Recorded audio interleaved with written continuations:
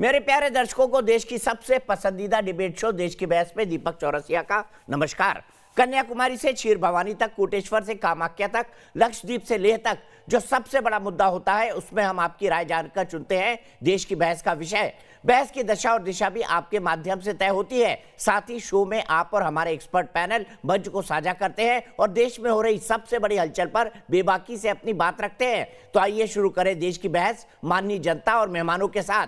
आज आपने देश की बहस का जो मुद्दा तय किया है वो है दिल्ली दंगों का दर्द अब भी ताजा कैसे। इसे 70% लोगों ने वोट देकर देश की बहस का मुद्दा बनाना चाहा है। 23 फरवरी एक तारीख नहीं बल्कि एक सबक है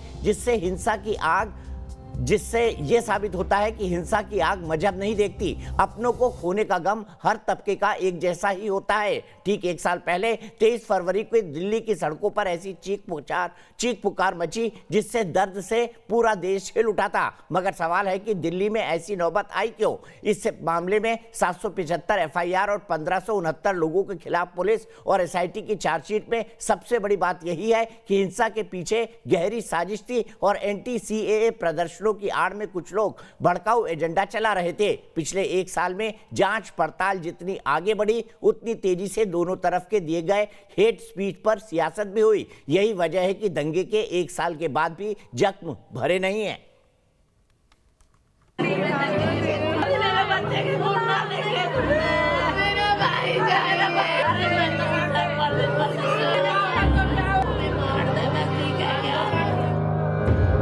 हमारे लिए ये हालत खराब हो जाती है। अब भी डर लगा रहता है कि पता नहीं कब क्या हो जाए। माहौल तो जी वही ऐसा है, ये तो दहशत ही है। अभी भय का माहौल अभी भी बना हुआ है। दिल्ली दंगों को आज एक बरस पूरा हो गया, लेकिन आज भी उस दिन की बर्बरता और दहशत दिल्ली वालों के जहन से गई नहीं है। दंगा भड़काने वाले सलाखों के पीछे पहुंचे जरूर हैं, लेकिन नेताओं की जुबानी जंग राजनीति के अखाड़े में अब भी जारी है।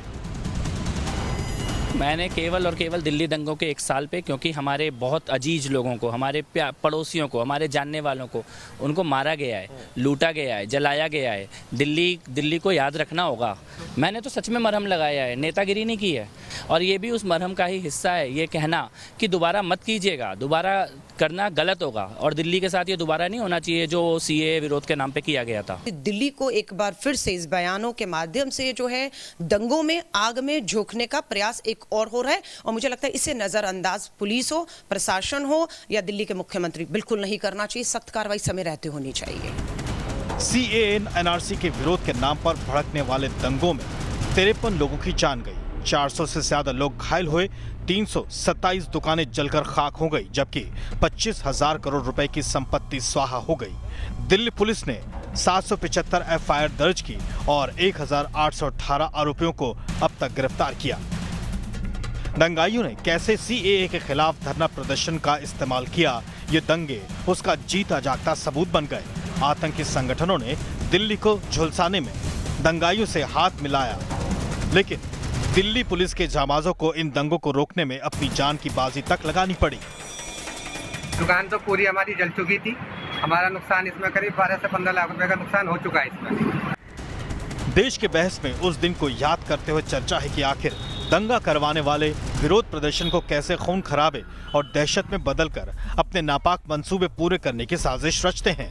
कितने ताहिर हुसैन अब भी ऐसे ही खून खराबे वाले मंसूबे पाले हो सकते हैं, जबकि राजनीति के गलियारों में अपने बयानों से एक बार फिर राजनीति क्यों गरमाना चाहते हैं, इसका जवाब कौन दे। और देश की बहस में हमारा आज का सवाल इसी से जुड़ा हुआ है। क्या दिल्ली दंगे सोची समझी साजिश का नतीजा थे? आप हाँ या ना में अपना जवाब दे सकते हैं। आप हमारी वेबसाइट पर जा सकते हैं, आप हमारे मोबाइल ऐप को डाउनलोड कर सकते हैं, आप हमारे ट्विटर हैंडल का इस्तेमाल कर सकते हैं, आप हमारे फेसबुक पेज पर भी वोट कर सकते हैं। कार्यक्रम के बारे में कोई राय है, सुझाव है या आप शो के अंदर शामिल होना चाहते हैं तो 9711002266 पर हमें व्हाट्सएप कर दें। सबसे पहले अपने खास पैनल को इंट्रोड्यूस करूंगा। मेरे साथ जुड़ गए हैं भारतीय जनता पार्टी के वरिष्ठ नेता कपिल मिश्रा, जिनके ऊपर कई आरोप लगे थे इन दंगों के दौरान। मेरे साथ जुड़ गए हैं मौलाना साजिद रशीदी साहब, जो कि प्रेसिडेंट है ऑल इंडिया इमाम काउंसिल के। मेरे साथ इमाम एसोसिएशन का, माफ कीजिएगा, मेरे साथ डॉक्टर प्रोफेसर विक्रम सिंह जुड़ गए हैं, जो कि एक्स डीजीपी हैं, बहुत ही डेकोरेटेड पुलिस ऑफिसर हैं, उत्तर प्रदेश कैडर से जुड़े हुए हैं। मेरे साथ इफ्रा जान है, जो कि एक सोशल एक्टिविस्ट है। कपिल मिश्रा जी, सबसे पहले शुरुआत आपसे करना चाहूंगा। लोगों ने आरोप लगाया कि इन दंगों की आग आपने लगाई। आज 1 साल बाद दिल पर हाथ रख के कहिएगा कि इन दंगों की आग क्या आपने लगाई थी? दीपक जी, अच्छा हुआ कि आपने ये सवाल मुझसे पूछ लिया है और मैं इसका 1 मिनट में आंसर दूंगा कि सबसे बड़ा झूठ ये है कि दिल्ली में दंगा 23 फरवरी को शुरू हुआ। दिल्ली में दंगा दिसंबर में शुरू हो गया था, जब जामिया मिलिया इस्लामिया में बसों को जलाया गया था, और वो आपके चैनल ने बहुत डिटेल में दिखाया था। उसके अगले दिन सीमापुरी में IPS ऑफिसर राजबीर को मारा गया था। उसके अगले दिन सीलमपुर में स्कूल के बच्चों से भरी हुई बस में आग लगाई गई थी। जामा मस्जिद से निकली हुई भीड़ ने दिसंबर 2019 में दरियागंज थाने में आग लगाई थी। वो दंगे नहीं थे क्या? दंगे दिसंबर से चल रहे थे, और केवल दिल्ली में नहीं। CAA विरोध के नाम पे दंगे बंगाल में, मध्य प्रदेश में, यूपी में, रेलवे स्टेशन जलाना, चौकी जलाना, थाना जलाना, पूरे देश में केवल आग ही लगाई हुई थी। और दिल्ली में भी ये बोलकर कि ट्रंप आएगा तो ट्रंप के सामने दंगा करेंगे, ट्रंप के सामने तमाशा करेंगे। 15-16 फरवरी को चांदबाग में जो सफूरा जरगर और योगेंद्र यादव की मीटिंग हुई है, उसके डिटेल अब पुलिस सामने रख चुकी है। ताहिर हुसैन की छत से जो बम मिले, हथियार मिले, वो पूरे देश ने देखे हैं। 22 फरवरी को थाने से जाके अपनी रिवॉल्वर रिलीज करवाने वाले ताहिर हुसैन को क्या सपना आया था कि 23 फरवरी को कपिल मिश्रा बयान देगा? इतना बम, इतने हथियार क्या सपना आया था जो इकट्ठे कर लिए थे? मुझे ये लगता है कि जो सवाल आज दीपक जी आपने पूछा है, क्या ये सोची समझी साजिश थे, उसका जवाब इन सभी सवालों में छिपा हुआ है। पूरे देश ने देखा है, पुलिस की चार्जशीट में आया हुआ है।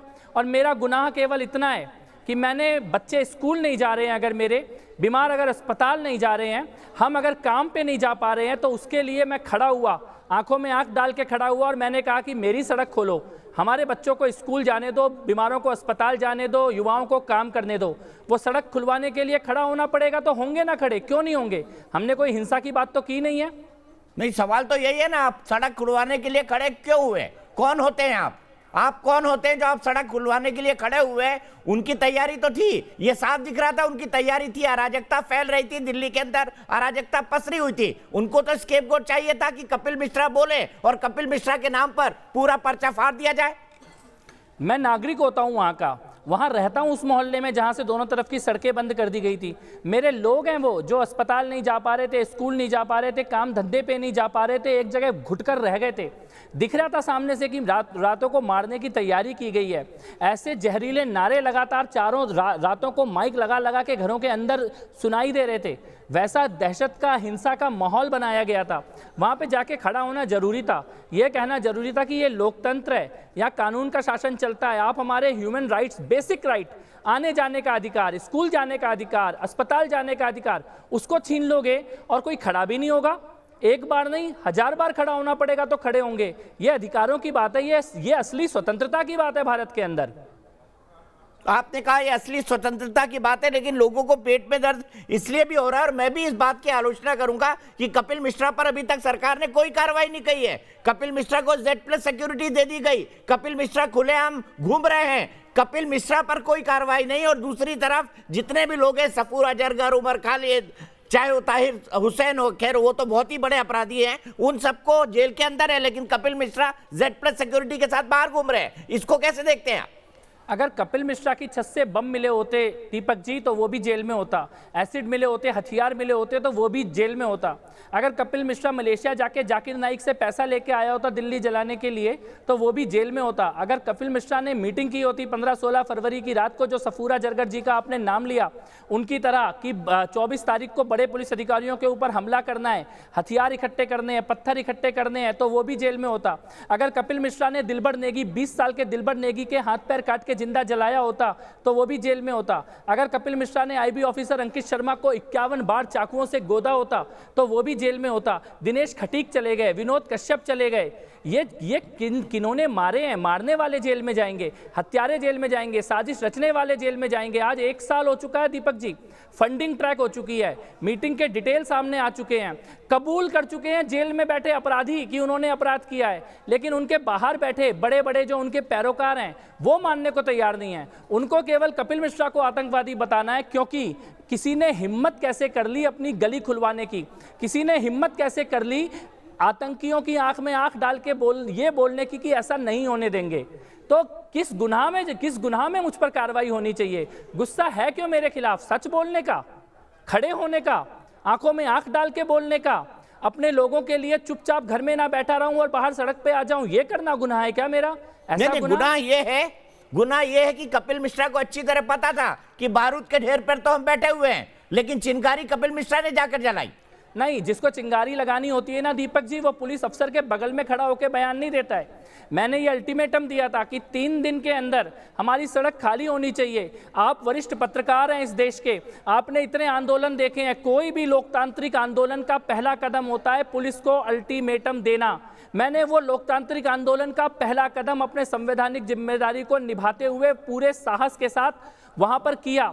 उस दिन के वीडियो फुटेज आपके चैनल पे चले हैं। क्या मेरे साथ खड़े किसी एक भी व्यक्ति को पत्थर चलाते हुए का वीडियो है? क्या गोली चलाते हुए का वीडियो है? दोनों तरफ से पत्थरों और गोलियों के बीच में होने के बावजूद केवल पुलिस अधिकारी के साथ खड़े होकर अपनी बात रखी और वहां से चला गया।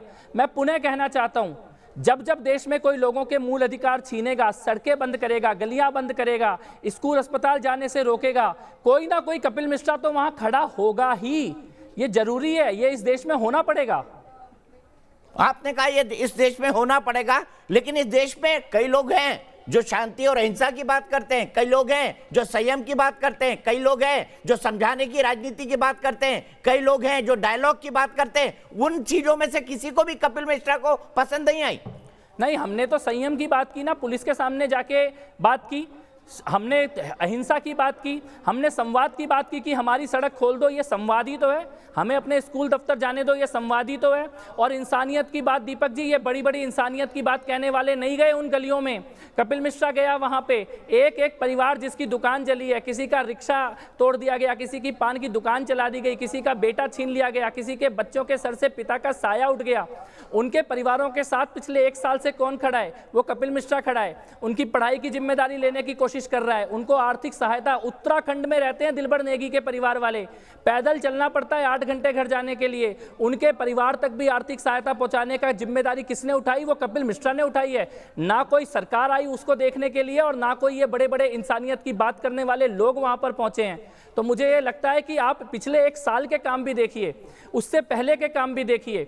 ये आपको समझना होगा कि केवल बात करने से अगर घाव भरते तो उन लोगों के घाव भर गए होते जो अंकित शर्मा के पिता को दिल्ली छोड़ के गाजियाबाद जाके रहना पड़ रहा है। प्रीति गर्ग, जिस मां ने अपने बच्चों को जलते हुए घर के दूसरे फ्लोर से खुद अपने हाथ से उठा के फेंका है, उनसे जाकर पूछिए कि कौन उनके साथ खड़ा है पिछले 1 साल से।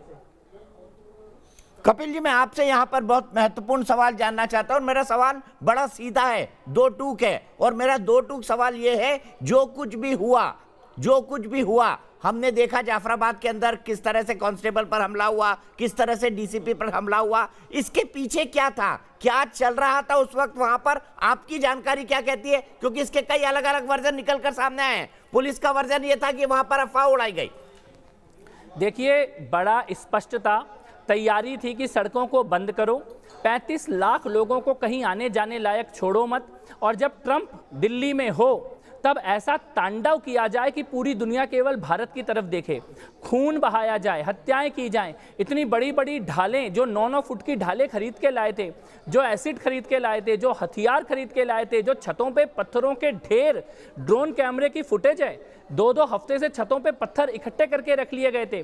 दंगे वाले दिन एक खास समाज के लोग अपने बच्चों को स्कूल से लेकर चले गए थे कि यहाँ पे बलवा होने वाला है। दुकानों में लिख दिया गया था नो एनआरसी नो सीएए, जिस दुकान में लिखा है वो छोड़ दी, जिसमें नहीं लिखा है वो जला दी। आप सोचिए कितनी भयानक साजिश और कितनी लंबी तैयारी, कम से कम 6 महीने की तैयारी के साथ दिल्ली को जलाने की कोशिश की गई। और मुझे दुख है, केवल एक दुख है आज के दिन दीपक जी, कि हम IB officer Ankit Sharma, Dinesh Khatik, constable Ratanlal, ऐसे लोगों को हम बचा नहीं पाए। केवल एक मात्र पछतावा अगर मेरे को आज 1 साल पहले का है तो केवल ये है कि मैं इन लोगों के जीवन को बचा नहीं पाया, और अपने आप को हमेशा ये बात कहता रहूंगा कि काश हम इन लोगों को बचा पाते। एक आखिरी बात आपसे जानना चाहूंगा, उसके बाद मैं पैनल को खोलूंगा। मैं ये समझना चाहता हूं आपसे कि लोग ये कहते हैं कि कपिल मिश्रा चूंकि भारतीय जनता पार्टी के मेंबर थे, सरकार ने Z+ सिक्योरिटी दे दी, दिल्ली पुलिस ने बड़े रहम दिल के साथ उनको बुलाया, कॉफी ऑफी पिलवाया, जो मन में आया बयान लिखवाया और छोड़ दिया। क्या दिल्ली पुलिस ने आपसे कोई इन्वेस्टिगेशन नहीं किया, कोई क्रॉस क्वेश्चनिंग नहीं किया? ये क्या हकीकत है, बताइए जरा। देखिए, ऐसा सफेद झूठ जो कि एफिडेविट पर है, जो कि दिल्ली पुलिस के एफिडेविट पर है, जांच की बात, मेरी लोकेशन, मेरे मोबाइल के रिकॉर्ड, मेरे से सवाल जवाब, वो सारी चीज़ दिल्ली पुलिस ने की है। और जो नहीं की है उसके लिए आप लाइए ना, कोई किसी के पास कोई डॉक्यूमेंट्री एविडेंस हो, कोई भी बात हो। मैं एक बात कहना चाहता हूं दीपक जी, आज आपके चैनल पे मेरे ऊपर उंगली उठाने वाले सारे लोग वही क्यों हैं जो कि सीए और एनआरसी के विरोध में दंगे की बात कर रहे थे। हर्षमंदर जैसे लोग जो खुद खड़े होकर बोल रहे थे कि संसद से नहीं, हम सड़क से इस देश को चलाने की बात करेंगे, आर पार की लड़ाई करेंगे, वो लोग कपिल मिश्रा के ऊपर सवाल उठा रहे हैं। एक भी नागरिक, नॉर्थ ईस्ट दिल्ली का एक भी नागरिक जो न्यूट्रल नागरिक हो, एक भी नागरिक का एक भी बयान आप लाके दिखा दीजिए कि कपिल मिश्रा का हिंसा में हाथ था या कपिल मिश्रा ने कुछ भी गलत किया है। मुझे पता है ये सारे पत्रकारों ने, जो बड़े बड़े देशद्रोहियों का साथ देने वाले पत्रकार हैं, पूरी सेना भेजी थी कैमरे लेके वहां पर, एक एक गली में एक मेरे खिलाफ बयान देने वाला नागरिक नहीं मिला। तो ये सत्य है, और उसके अलावा असत्य तो कोई कितना भी फैलाए, लेकिन सच ये है कि वहां पर हम लोगों को मारने की साजिश की गई थी, और भगवान की कृपा है कि फिर भी एक बड़ा नरसंहार होने से बच गया है।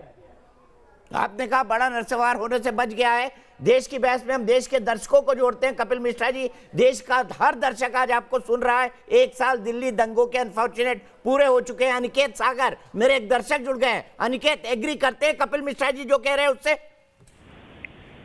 देखिए दीपक जी, कपिल जी जो कह रहे हैं वो बिल्कुल सही कह रहे हैं।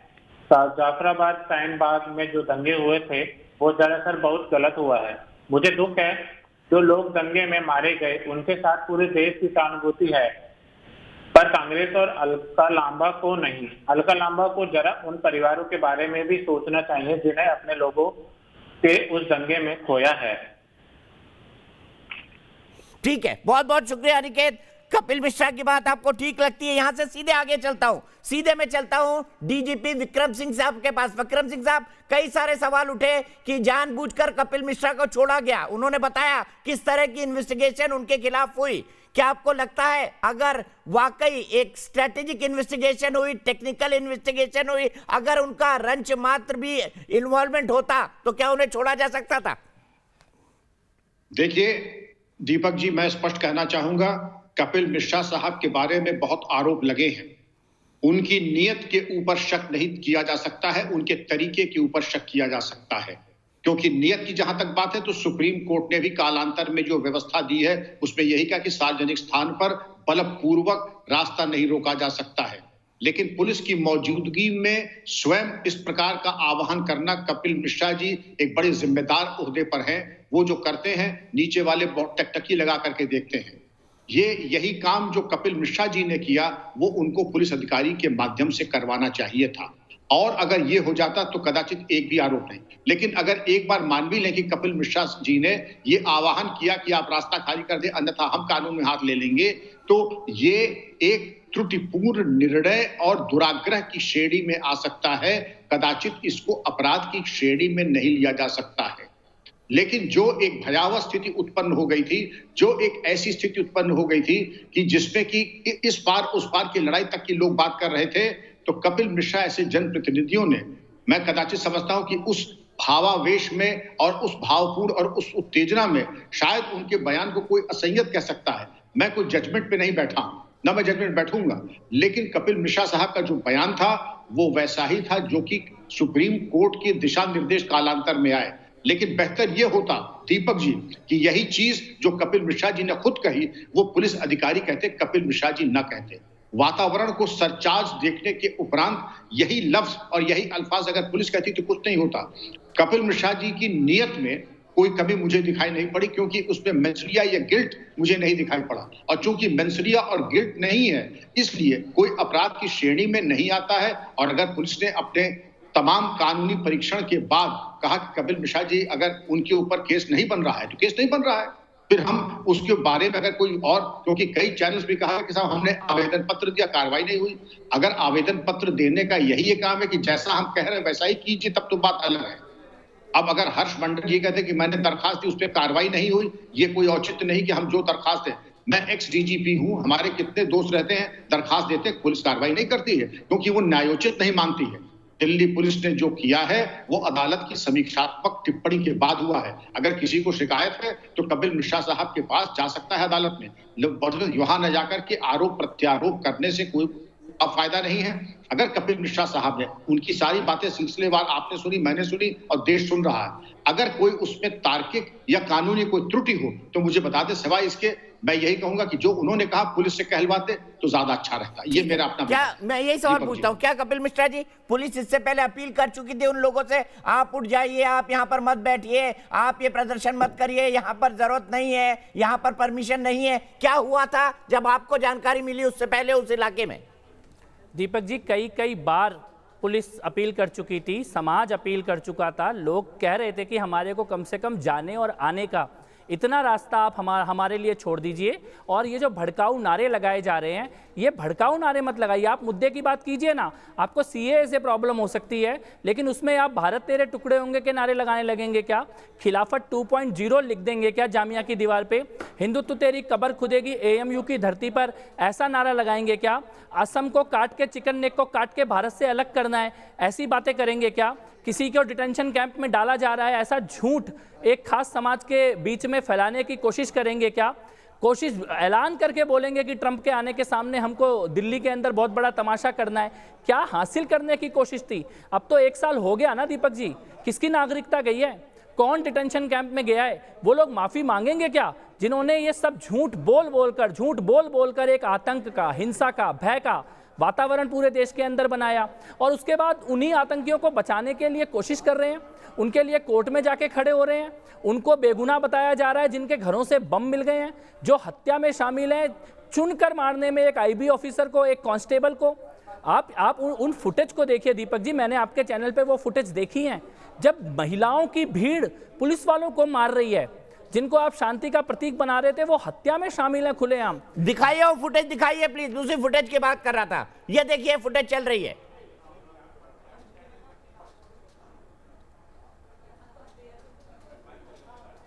ठीक है, मैं आपके सवाल को लेकर जाता हूं कपिल मिश्रा जी। इफ्रा माफी मांगेंगी, 1 साल हो गए, कौन डिटेंशन कैंप गया, किसकी नागरिकता छीनी? माफी मांगिए इस बात के लिए क्योंकि आपने झूठ फैलाया। जी अब प्लीज, जैसे आपने इनको करीबन 20-25 मिनट बोलने दिया, अब हमको 1 मिनट कम से कम बोलने दीजिएगा। पहली बात, आपने इसकी सिटीजनशिप गई, बात तो भाई ये है कि इन्होंने सिटीजनशिप कानून पे, जिसपे पूरे देश पे आग लगा दी, वो सिटीजनशिप कानून के इन्होंने अभी तक रूल्स ही नहीं लाए। क्यों नहीं लाए वो भाजपा वाले शायद बेहतर बोल सकते हैं। दूसरी बात बार बार जब मैं कपिल मिश्रा की बात सुन रही थी तो मुझे ऐसा लग रहा था कि जो दिल्ली के पूरे दंगे हुए उसमें शायद सिर्फ एक समाज के लोग मरे। शायद कपिल मिश्रा ये बात क्यों नहीं बोलते कि दिल्ली के दंगों में 53 लोग मरे हैं और इन 53 लोगों में से 40 लोग अल्पसंख्यकों के लोग थे। तो 40 लोग जहां अल्पसंख्यकों के लोग थे, वहां उनको मारने में किसने कंस्पिरेसी की, वो साजिश कहां से रची गई, ये हमने नहीं सुना। 400 अल्पसंख्यकों के घर जलाए गए, वो 400 अल्पसंख्यकों के घर जलाने का पेट्रोल किसने लाया, बाकायदा उसकी चैनल कैसे बनी? जिस ग्रुप में कपिल मिश्रा ने जो व्हाट्सएप ग्रुप बनाया था, उस ग्रुप की इसमें क्या भूमिका रही थी, ये मुझे नहीं, इन्होंने बिल्कुल बात नहीं की। ये बार बार हमको जताना चाहते हैं कि इनके खिलाफ सिर्फ और सिर्फ टुकड़े गैंग ने बात की। भाई आपके खिलाफ तो आपके अपने बीजेपी के प्रवक्ता गौतम गंभीर ने कहा कि ये बयान जो थे बेशर्म बयान थे। क्या आपने वो बयान नहीं सुना? क्या गौतम गंभीर जो है वो भी पाकिस्तान से आते हैं? दूसरी बात, डीसीपी साहब जहाँ पे बैठे हैं, माननीय है, उन्होंने कहा कि मुझे समझ नहीं आया जो उस टाइम पे कपिल मिश्रा ने बयानबाजी की, उसमें क्राइम कहां पे था? डीसीपी साहब, direct incitement to violence sedition का क्राइम माना जाता है। जहां आप लोगों को लाते हैं और कहते हैं चलो हम हमला बोल करेंगे, डायरेक्टली इंसाइटमेंट करते हैं, उसमें आपका मेंसरिया काम नहीं करता, उसमें काम करता है कि आपने क्या किया। ये भाजपा की जो सरकार है, इसको हमको जवाब देना पड़ेगा कि क्या ये सिर्फ एक समाज की सरकार है? बीजेपी के प्रवक्ता ने सिर्फ एक टाइप के लोगों का नाम लिया। इन्होंने हमें ये क्यों नहीं बोला कि 80 साल की अकबरी जो थी, 80 साल की दादी थी, उसको जिंदा किसने जलाया? इन्होंने हमें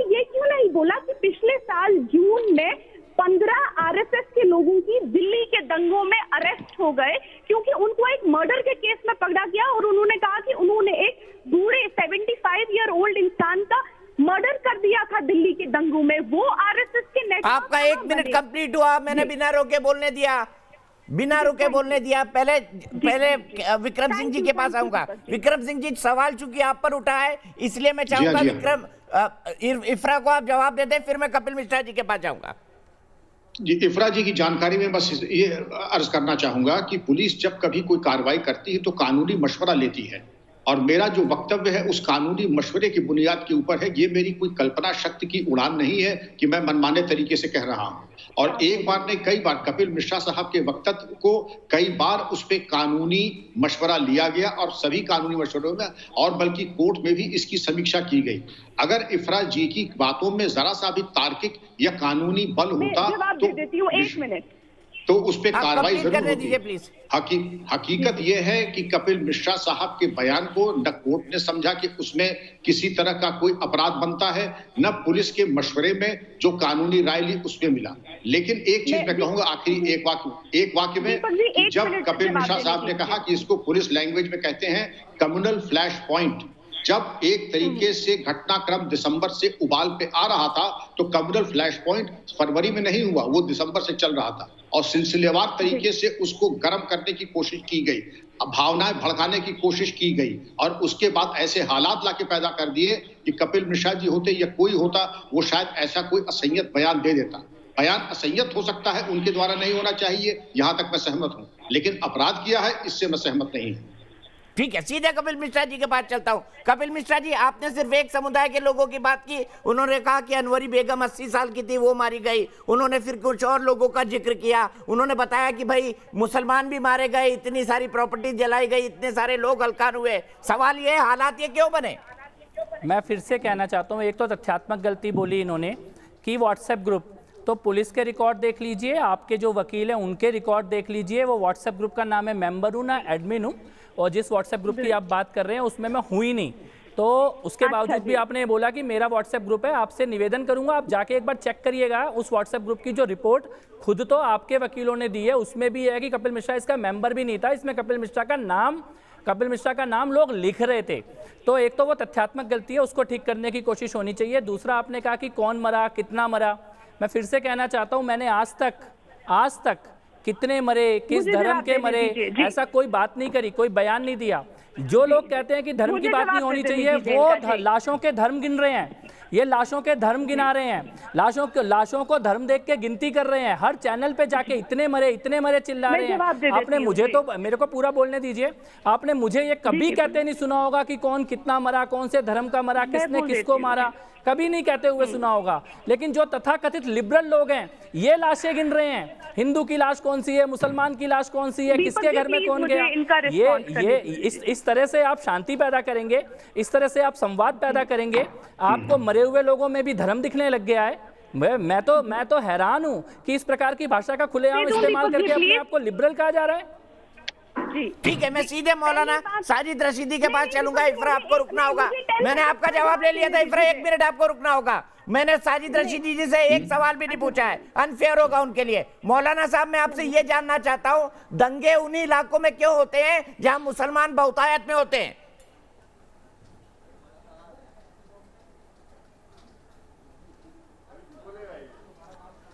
देखिए दीपक भाई, बहुत दुर्भाग्यपूर्ण ये बात है कि दिल्ली के माथे पर एक ऐसा कलंक लगा है जो शायद सदियों तक मिटाया नहीं जा सकता।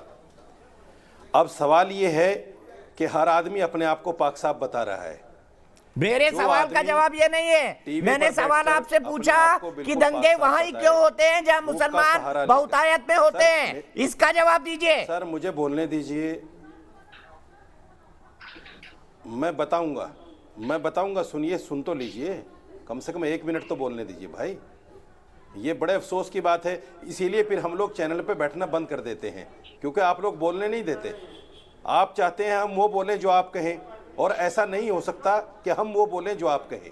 सुन लीजिए, मेरी भी बात सुनिए, फिर आप बताइए। मैं सिर्फ ये कहना चाहता हूँ कि दिल्ली के अंदर, जैसे इफ्रा ने भी बताया, मुसलमानों के घर ही क्यों जले, मुसलमानों की दुकानें ही क्यों जली, 40 मुसलमान ही क्यों मरे, और फिर मुसलमान ही क्यों पकड़े गए।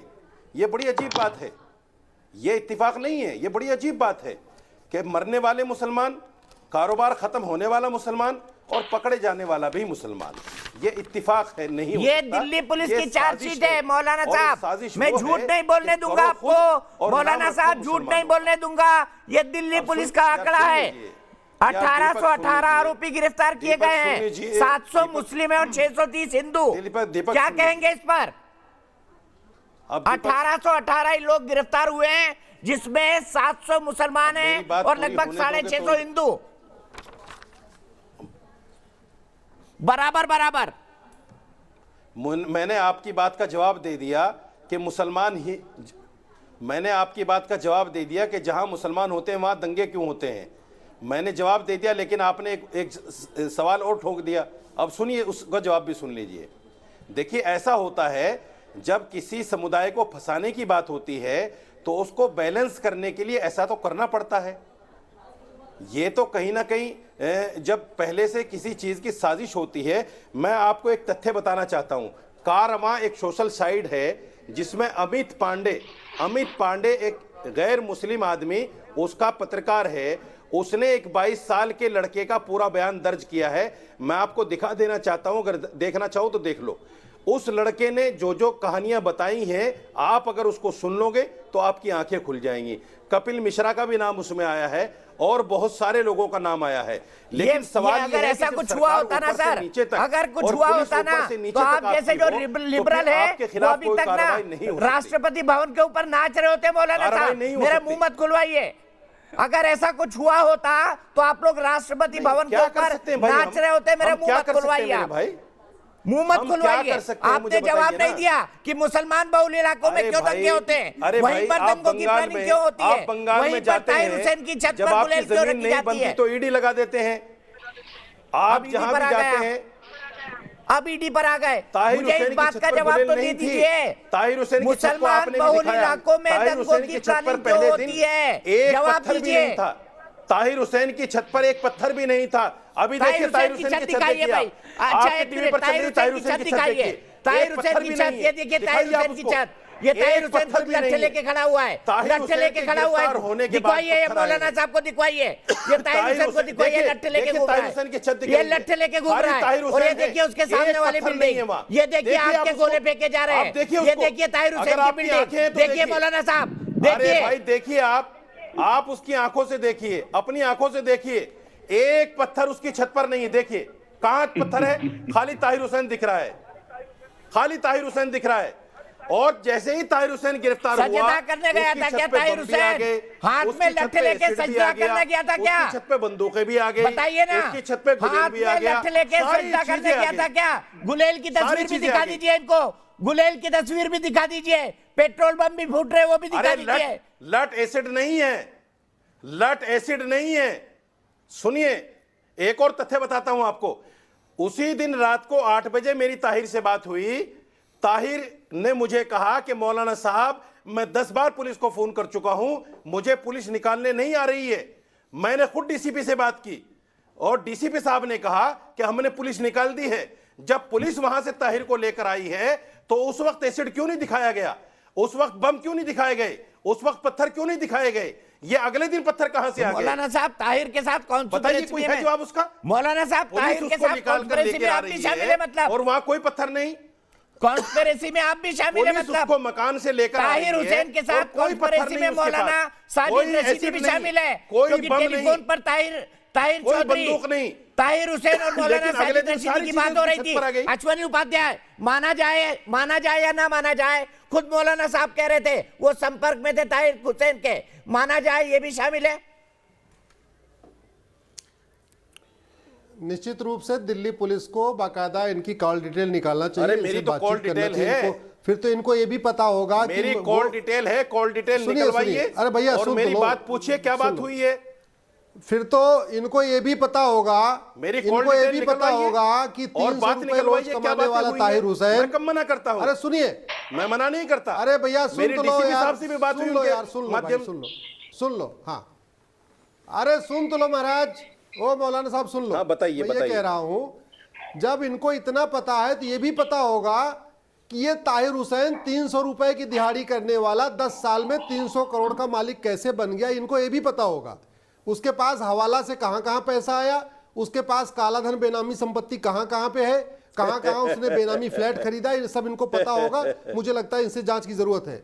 अब मैं मूल विषय पे आता हूं दीपक जी, इतनी देर चर्चा हो गई, अब अगर इतिहास में जाएंगे तो फ्रांस में क्यों बम विस्फोट हो रहा है, ऐसे लोग बीजेपी में भी हैं। अमेरिका का 9/11 क्यों हुआ, जो बहुत अमेरिका का 9/11 क्यों हुआ, और ईरान में क्यों धमाका होता है, काबुल में क्यों धमाका होता है, रावलपिंडी में क्यों धमाका होता है, ढाका में क्यों रोज धमाका होता है, दुनिया के सारे आतंकवादी संगठन एक ही समुदाय विशेष क्यों है, मैं उस पर नहीं जाना चाहता। मैं तो केवल ये कहना चाहता हूं, आपके साथ डीजीपी बैठे हैं, विक्रम सिंह जी बैठे हैं, हम 1860 का बंदूक यूज नहीं कर रहे, 1860 का गोला यूज नहीं कर रहे, 1860 के हिसाब से कपड़ा नहीं पहन रहे हैं, लेकिन आज भी 1860 की इंडियन पिनल कोड यूज कर रहे हैं, 1861 का पुलिस एक्ट यूज कर रहे हैं, 1872 का एविडेंस एक्ट यूज कर रहे हैं, 1908 का सिविल प्रोसीजर यूज कर रहे हैं। अगर हमें कट्टरवाद खत्म करना है, हमें चरमपंथ खत्म करना है, हमें इस तरीके की जो घटनाएं लगातार बढ़ती जा रही हैं, जिस तरीके से भारत में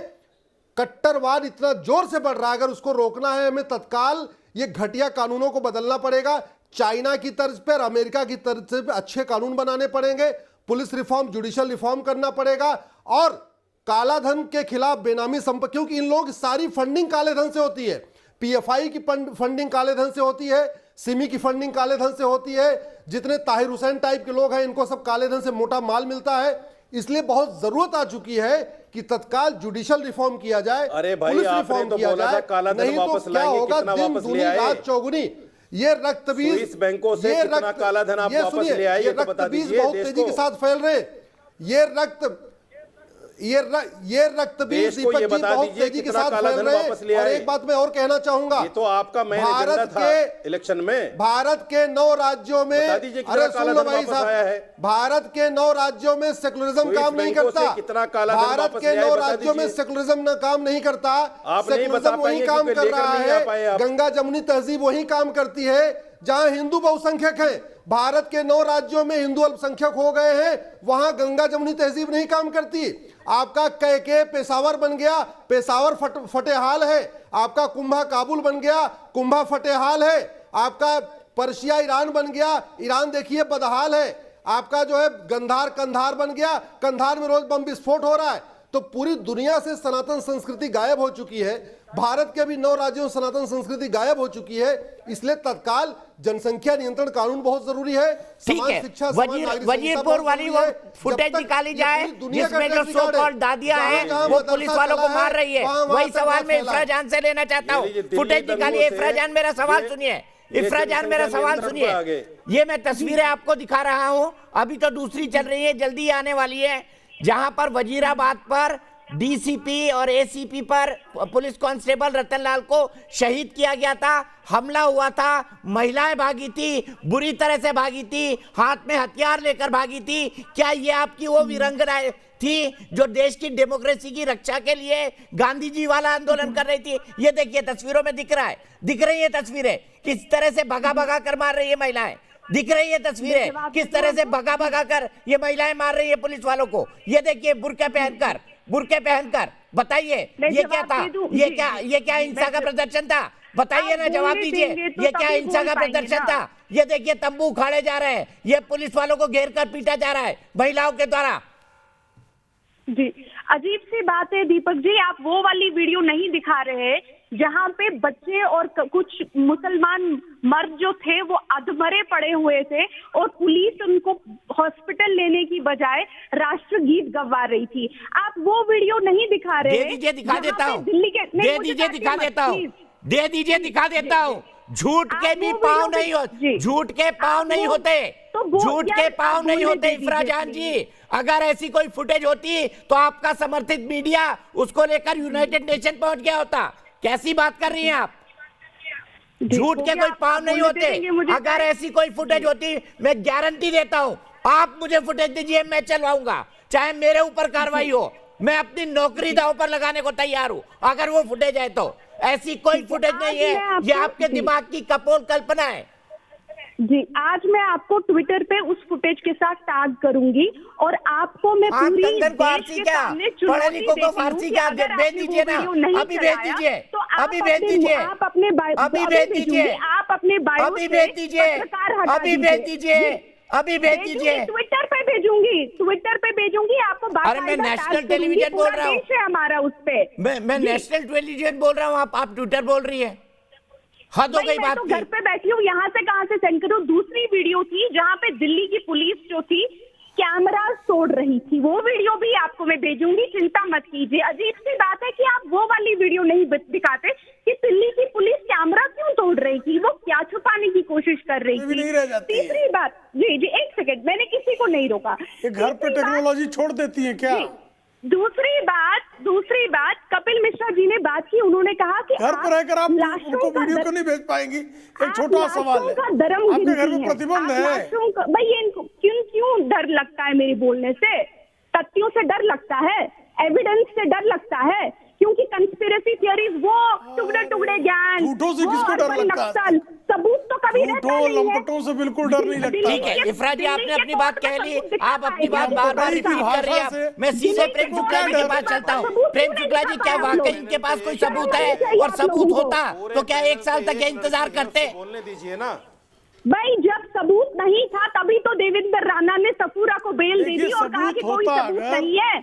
जब सबूत आप लोगों के पास होता, अगर इनके पास कौन सा सबूत है? आप लोग सभी को तो ये संविधान और कानून के आंगन में नंगा नाच करने आ गए होते। इफरा जान की आवाज नहीं जाएगी। इफरा आपने बहुत बोला है, इफरा आपने बहुत बोला है। प्रेम शुक्ला जी अभी आए हैं, अनफेयर होगा उनके लिए ये। काफी सारे पैनलिस्ट अभी आए हैं, संगीत रागी जी अभी आए हैं, मुजब्बिर रहमान अभी आए हैं। प्रेम शुक्ला जी बोलिए प्लीज, अगला दर्शक दीजिए मुझे।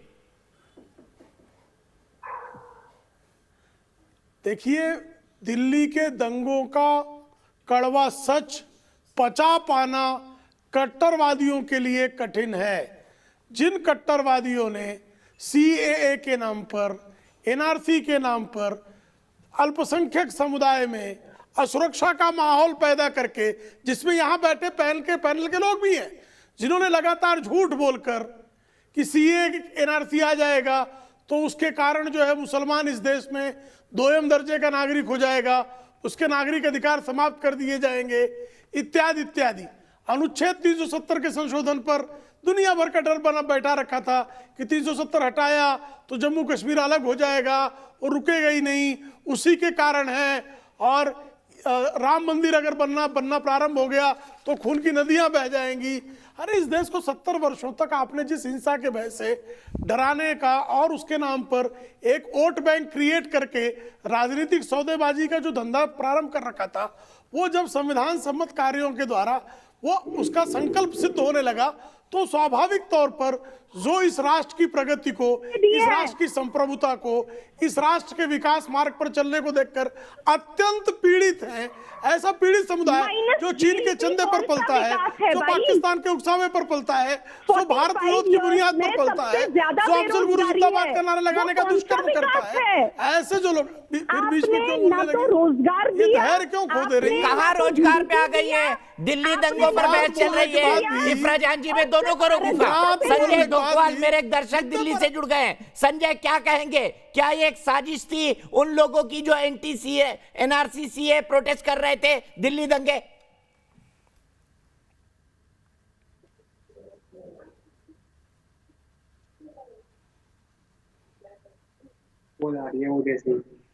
हेलो डोकवाल जी, क्या ये साजिश थी जो लोग कर रहे थे प्रोटेस्ट उनकी? दीपक जी, अपना सवाल दोहराइए। क्या ये उन लोगों की साजिश थी जो आंदोलन कर रहे थे दिल्ली दंगे हो जाए?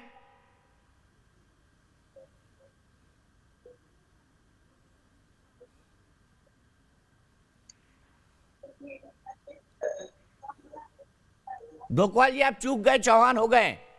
टेक्नोलॉजी से दोस्ती करिए वरना इसी तरह पीछे रहते जाएंगे। सीधे मैं चलता हूं मुजब्बिर रहमान के पास। मुजब्बिर रहमान, 1 साल हो गया सीएए आए हुए, मुझे बताइए कितने मुसलमानों की नागरिकता गई, कितने लोगों को डिटेंशन कैंप में डाला गया, कहां नए डिटेंशन कैंप गए, और मुजब्बिर रहमान डिटेंशन कैंप में कब जाने वाले हैं? कब डिपोर्ट किया जाएगा उनको?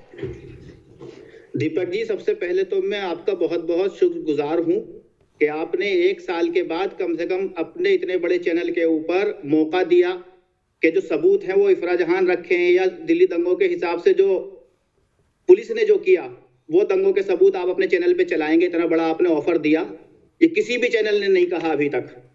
तो मैं शुक्रगुजार हूं और वो वीडियो में इस पे चलाना चाहूंगा आपकी इजाजत से। और मैं कहूंगा कि आप इसकी आवाज बंद मत करिएगा।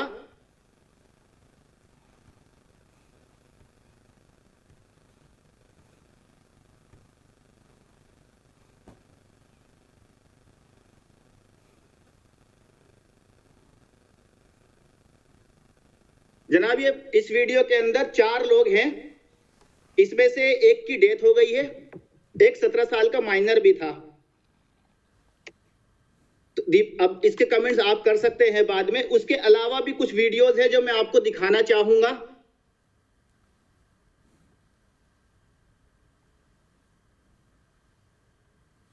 वीडियो मेरे पास भी बहुत है। अब किसका वीडियो है, क्या कॉन्टेक्स्ट है, इसीलिए ना क्या वीडियो है, क्या कॉन्टेक्स्ट है, किस जगह का है मुजब्बिर रहमान, आप पर मुझे रंच मात्र भी भरोसा नहीं है। आप रावण की तरह अट्टहास कर ले, मुझे कोई फर्क नहीं पड़ता। लेकिन संगीत रागी जी, अगर इतने इंक्रीमेंटल एविडेंस होते तो क्या ये छुपे रहते सोशल मीडिया से? बताइए, अगर इतने खतरनाक एविडेंस होते तो क्या ये सोशल मीडिया से छिपे रहते, जो आज एकाएक सरफेस हो गए हैं 1 साल के बाद?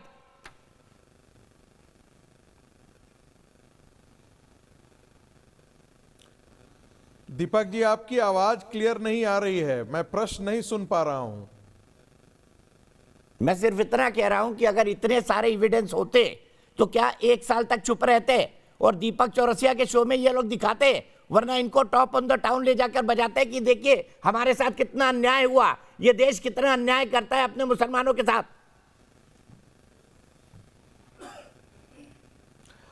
देखिए दीपक जी, इसको बहुत समझाने की जरूरत नहीं है। जब लोग 9/11 के विध्वंस को कह सकते हैं कि किसी का षड्यंत्र था, दुनिया में जहां जहां बम फोड़ते हैं वहां सबको कहते हैं दूसरे पर ही थोप देते हैं, तो आपको कैसे लगता है कि दिल्ली दंगों को सुनियोजित तरीके से इन्होंने अंजाम दिया, इसके बारे में ये कबूल करेंगे?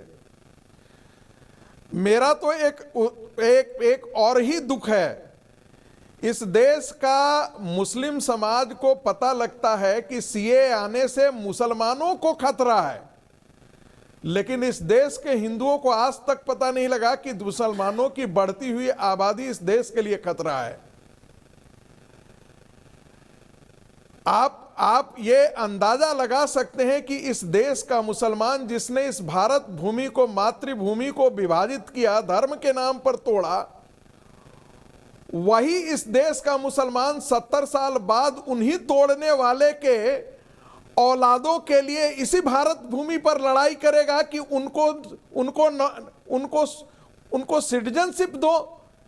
यह हमने कभी नहीं सोचा था कि भारत का मुसलमान बांग्लादेशियों की लड़ाई लड़ेगा, भारत का मुसलमान अफगानियों की लड़ाई लड़ेगा, भारत का मुसलमान पाकिस्तानी मुसलमानों की लड़ाई लड़ेगा, जो भारत के अंदर दंगे करवाता है, जिसने मां भारती को तोड़ा है। इस देश का हिंदू समाज कब चेतेगा, कब समझेगा?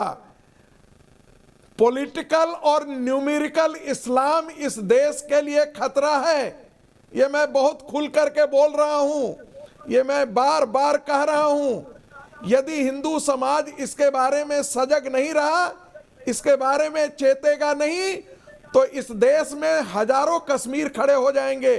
ठीक है, मैं यहीं पर रुकूंगा। हम बात कर रहे हैं दिल्ली दंगों पर 1 साल की, और हमारे साथ एक खास मेहमानों का पैनल जुड़ा हुआ है। मेरे साथ प्रेम शुक्ला है, राष्ट्रीय प्रवक्ता है भारतीय जनता पार्टी के। मेरे साथ मुजब्बिर रहमान है, जो कि शाहीन बाग से जुड़े हुए हैं। मेरे साथ अश्विनी उपाध्याय हैं, एडवोकेट है सुप्रीम कोर्ट के। मेरे साथ इरफा जान है, जो कि कानून की एक विद्यार्थी हैं और सोशल एक्टिविस्ट है। मेरे साथ संगीत रागी हैं, प्रोफेसर है दिल्ली यूनिवर्सिटी के और RSS के विचारक है। मेरे साथ मौलाना साजिद रशीदी साहब है, जो कि प्रेसिडेंट है ऑल इंडिया इमाम एसोसिएशन के। उन सब के पास जाऊं उससे पहले सबसे पहले चलता हूं प्रेम शुक्ला जी। जो लोग यहां पर नारे लगा रहे थे कि देखिए सीए आ जाएगा तो लोग डिटेंशन कैंप में चले जाएंगे, भारतीय मुसलमानों की नागरिकता चली जाएगी, हम कागज नहीं दिखाएंगे के नारे लग रहे थे, वो नारे काफूर क्यों हो गए आज की तारीख में? नहीं, उनको जो दंगे करने थे उस समय उनको समग्र विश्व में भारत की उभरती हुई प्रतिमा को, उसको धक्का पहुंचाने का जितना भी उनके पास संभव प्रयास था वो करना था।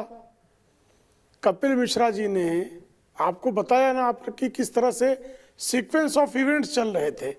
उन सीक्वेंस ऑफ इवेंट्स का जो रिजल्ट क्या था, उद्देश्य क्या था उसका, उसके पीछे लोग कौन थे, और वो बेंगलोर में उन्होंने कैसे किया वो भी देखा।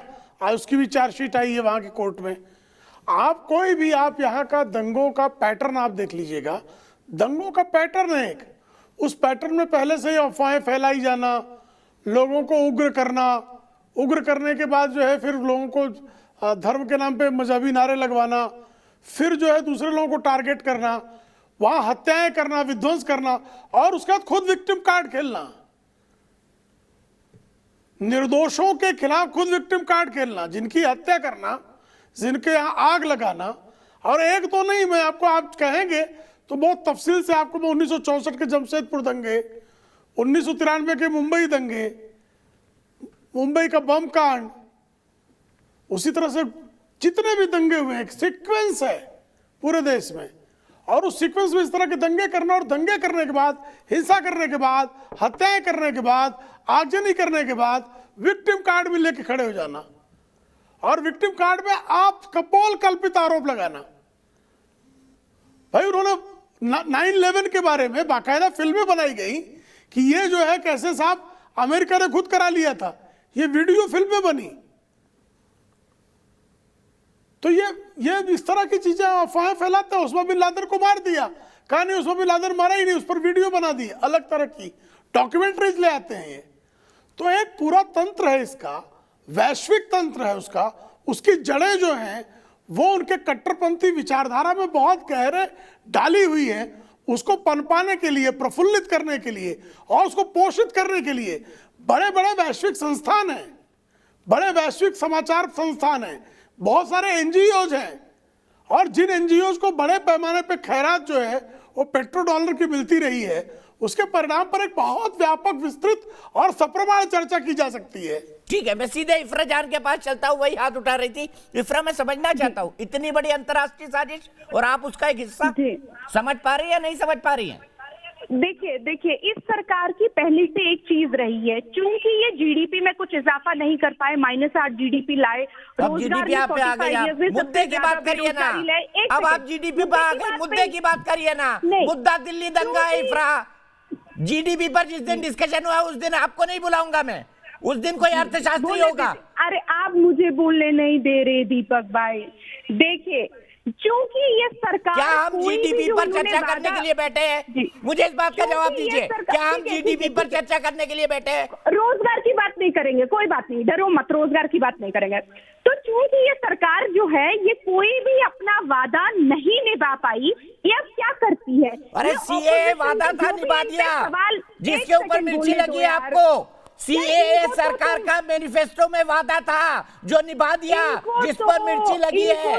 राम मंदिर वादा था, निभा दिया, मिर्ची लगी है। 370 वादा था, निभा दिया, मिर्ची लगी है। बोलते रहिए, मेरे टाइम में आप ही बोल लीजिए, क्योंकि आप हमें तो बोलने देंगे नहीं। नहीं, मैं वादे याद दिला रहा हूँ ना जो सरकार ने पूरे किए। अगर उसको सुनकर आपको दुखी हो रही है तो मैं क्या कर सकता हूँ?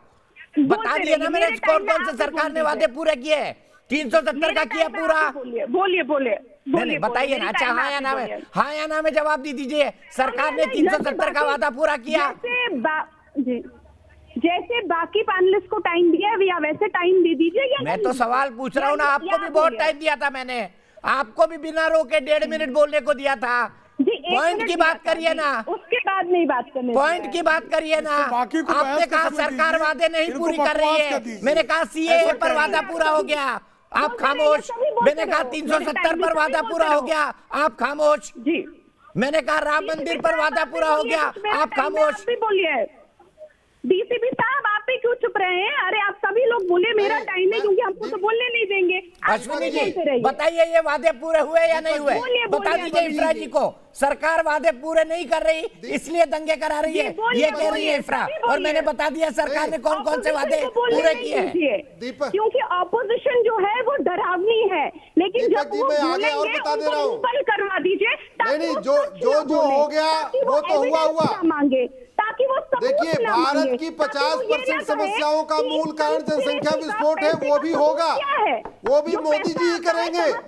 इस देश में जनसंख्या नियंत्रण कानून मोदी जी ही लाएंगे, इस देश में समान नागरिक संहिता मोदी जी ही लाएंगे, इस देश में घुसपैठ के खिलाफ कठोर कानून मोदी जी बुलाएंगे, इस देश में धर्मांतरण के खिलाफ कठोर कानून मोदी जी लाएंगे, इस देश में समान शिक्षा कानून मोदी जी लाएंगे।